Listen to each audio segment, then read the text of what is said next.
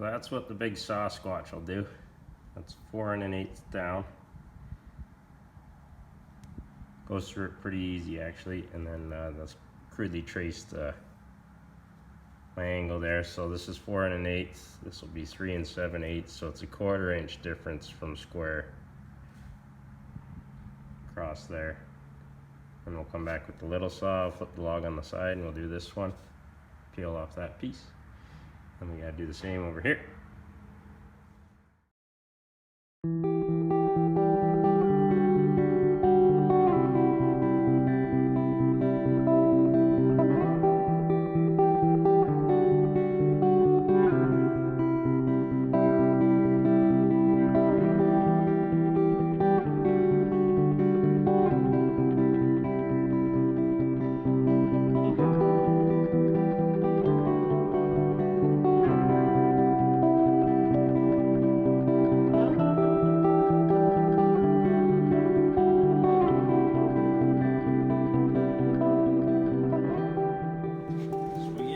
A flip.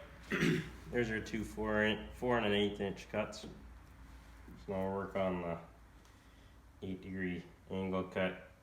So I'm measuring 3 7/8 down, and I'm stitching a line all the way along in case there's a bow this way. Yeah, then we'll mark out this side, cut it. I'll then screw this piece to stay here, so when I flip it over it's a little more stable on the back side instead of only being supported on half the log. And then mark out the other side, flip around, cut it, and then we can unscrew this piece that's on this side, and we'll lay it in place next to the ones just behind the camera there, and see how it fits. We can adjust slightly, but they've been going together pretty good so far. So I'm just measuring 3 7/8, stitching it along.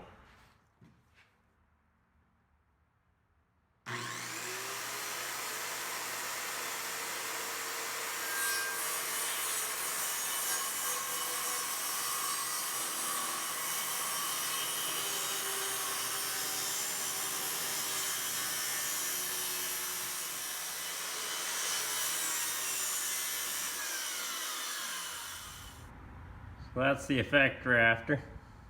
Just gotta set the depths and the angle all the way along. Flip her over, do her again.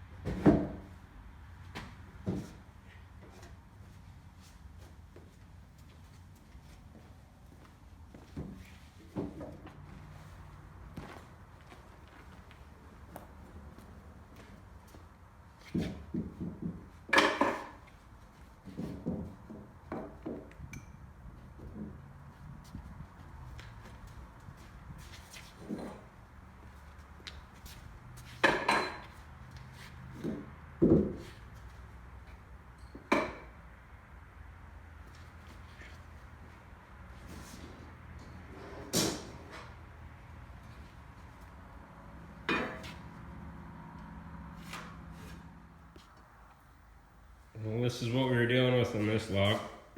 Or timber, I guess you could say. I knew there was a little bit of rot at the end, so I tried to maximize usable lumber by cutting off most of the rot.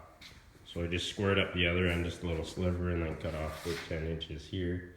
But as you can see, more and more I dug, more and more rot there was.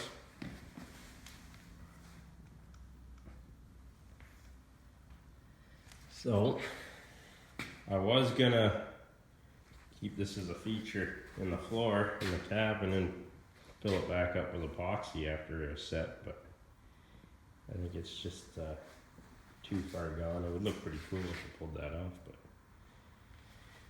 yeah, I was just using the fire wheel on the angle grinder.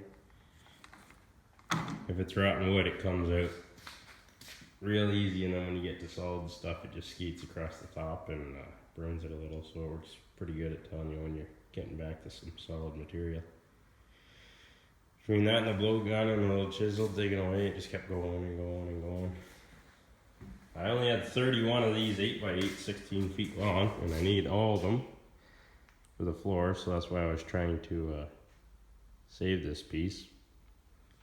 But it looks like I went out and looked at the pile, and there's probably 4 others that'll give me a bit of grease, so it looks like I'm probably gonna use half of this and put a seam in them, and I'll be short a few beams by the end of it, but gotta do what you gotta do.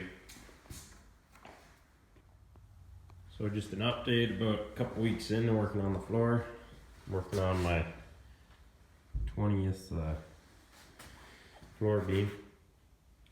But you get into logs like this or beams like this where you have a ton of wane on it, and especially at the narrow end. So I have to try to maximize my usable beam, eliminate as much wane as possible, and keep a decent looking floor up top. So because I had wane on 3 sides of this particular beam, there was just a little bit on the back side, but this is supposed to be the top, so you'll see that on the floor, and I have a little bit of wane there. And because if I tried to flip this over and make it the top, I would still have a strip of wane by only going 1 7/8 inches down and 4 1/8 deep. I would still have wane at this narrow end. So I'm gonna leave it, the beam facing this way, take all of this wane off by going 1 7/8 inches in, 4 1/8 down, taking that off all the way along. And then this, I'll just take the draw knife and pull the wane off, but it's going to be on the bottom side of the floor, so it won't be a big deal. But you can see marking, I need a straight edge for a reference point, so it takes a little longer to mark these all out. I got to mark them like I did the first few, but if I have a square edge, I can use this square, set it up right, and run it along. And even if there's a bow in the length of the beam, combinations, squares, just using the edge of the beam as a reference so it follows the bow as it moves along versus the chalk line. But that's just a bit of an update. So these ones take a little bit more time than some of them that are real straight and square all along and no wane. They were pretty good, but I got 11 more to do after this one, and that'll be the floor beams. But didn't get into too much rot, just that one that I previously showed you on the bottom there. I do have a plan for that, but like there's a bit of rot and stuff that'll be buried. I'll be able to fill it all in, but no, for the most part I should have my 31 floor beams. It'll cause me some work on the road, but I'll process all those 2x4 cut-offs that came out of all of these beams. I'll be able to use those.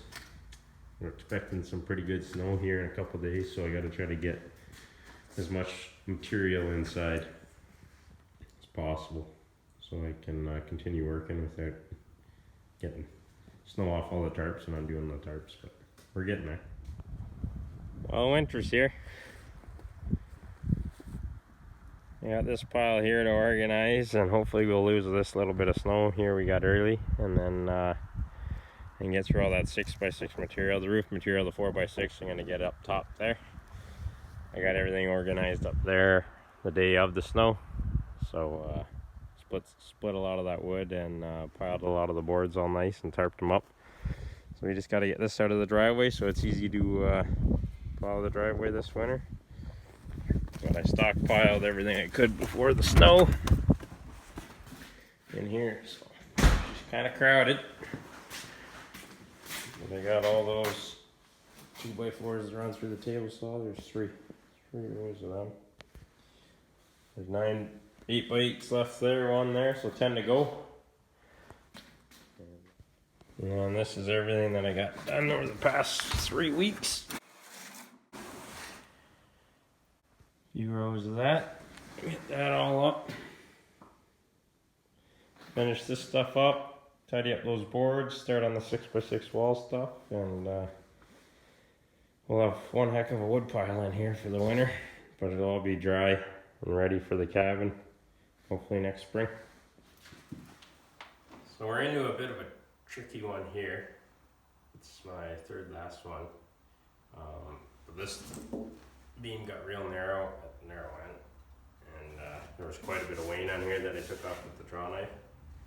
So now my big circular saw is not gonna have a flat plane to write on. So we're gonna try this, see how it works. So just have one of the other cutoffs of another beam, set it out here, and I'll have to freehand the base plate of the big saw and try to keep the same plane. And when I get the tip sitting back on here, I'll be able to go through and try to keep the appropriate depth.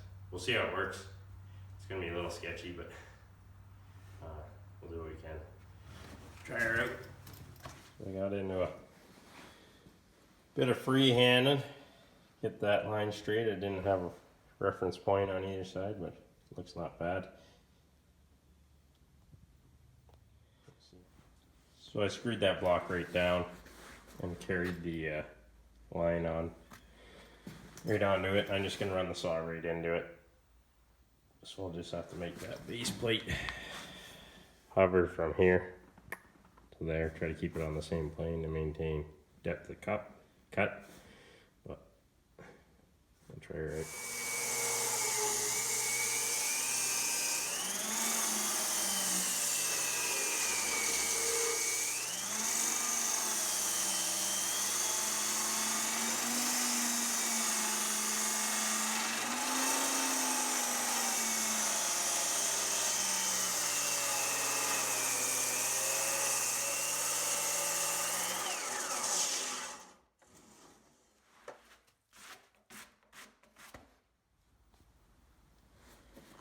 Well, it worked out pretty good. We're going to leave that block in place, and we'll mark the line on the other side, and we'll use that to start because I run the saw the other way this time. Base plate, the saw is wider on one side, so you try to get the wide side of it towards the center of the beam. It's a little more stable. So I run one way and then run the saw the other way, so I'll have to start it on this block this time once I get it all marked out. Got the block still in place, lines drawn on the end block there. We're going to start the saw in there and see if we can hover it across till we get up onto the solid, even plane surface of the beam.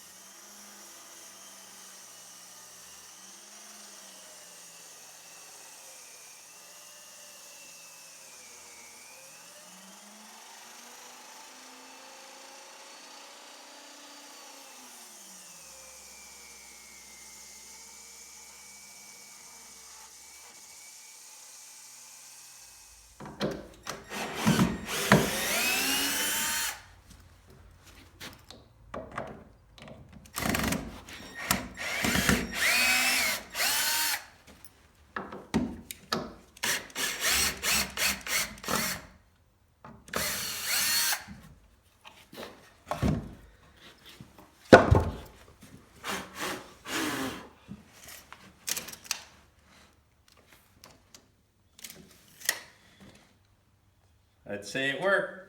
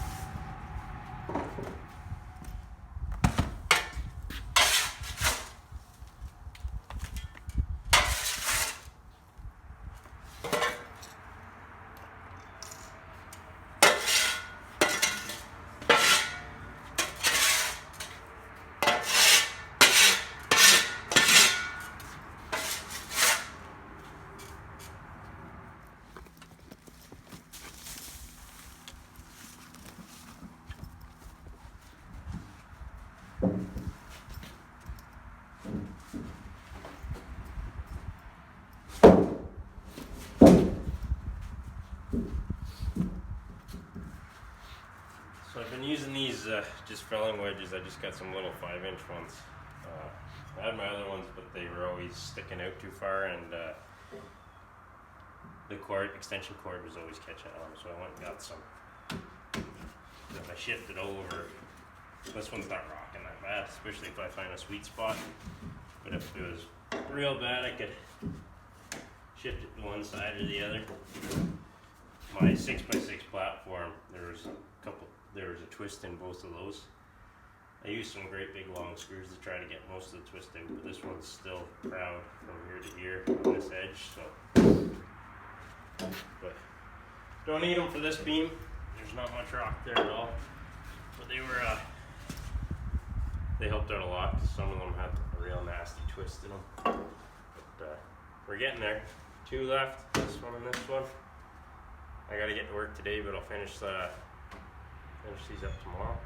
And then I run. Well, there's probably 60 there. I've used some of them as stickers for the pile, so I won't have to run them through the table saw. But so there's probably at least 60 left. I'll cut off any of the ends that are no good before I run them through the table saw, and for the most part, I'll have a bunch of 180 inches or so be usable 2x4s there, all of that. So use that.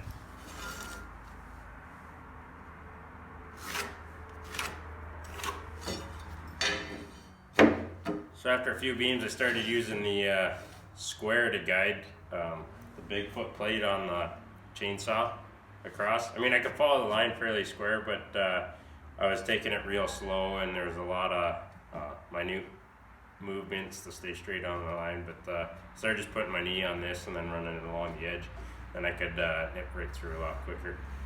But I'll show you how that works now.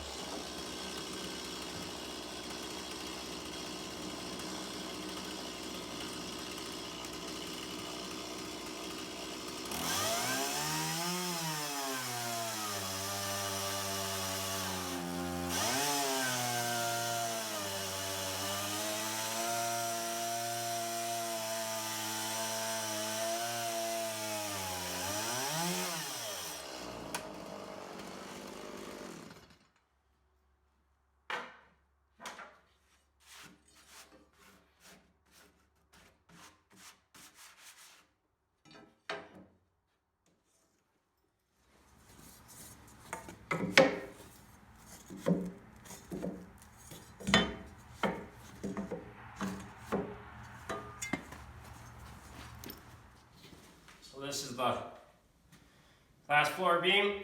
We only have to take one board off of this because it's an N one, so I have to make that other L piece that I explained to you in the last video. So I'll get this done. It should go fairly quick.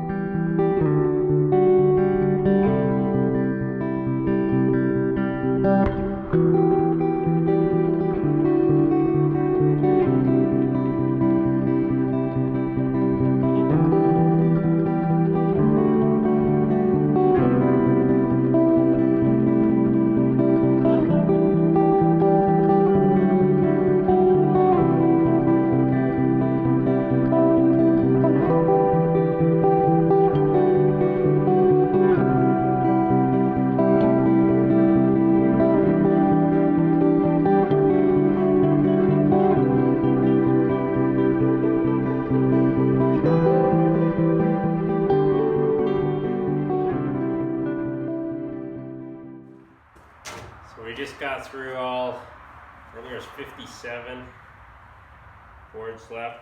I got a pile over there, stuff that I cut off with the chop saw. Wasn't worth running through the tail saw. But I get to do it all over again. Instead of just taking off the angle, I decided to split the difference and take off the angle with one cut, and then I'll make them 3.5 inches now. I'll hit the other side.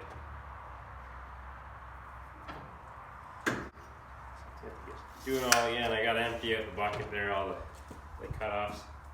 I'll get this stuff out of the way, and then I'll run that pile back through.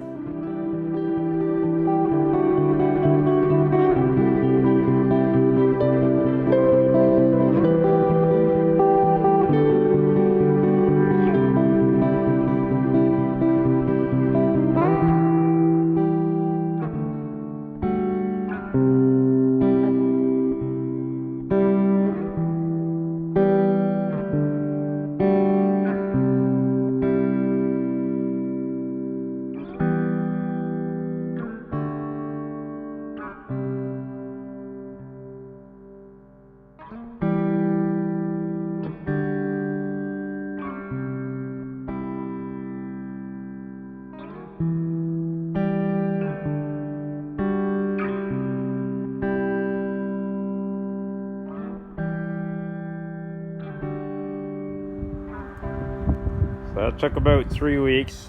31 floor beams there, and then all the 2x4s are in behind there. And we got 12 6x6 wall beams out, ready to work on. But winter came back, so we had to deal with all the outside stuff before snow was here. So everything's tarped up and it'll be away for the winter. I'll just have these 12 beams to do, and then I'll have to take up cabin beam work when the snow starts disappearing. Just putting the tire chains on the tractor right now. Got them on both rear tires, and then we'll go over and get the snowblower on it and get the sled back out, and we'll be taking a little bit of break from the beams, but yeah, it looks pretty good. They're just loosely fit together. Tight together there, so they fit pretty nice. Some of them might need a little shave here and there.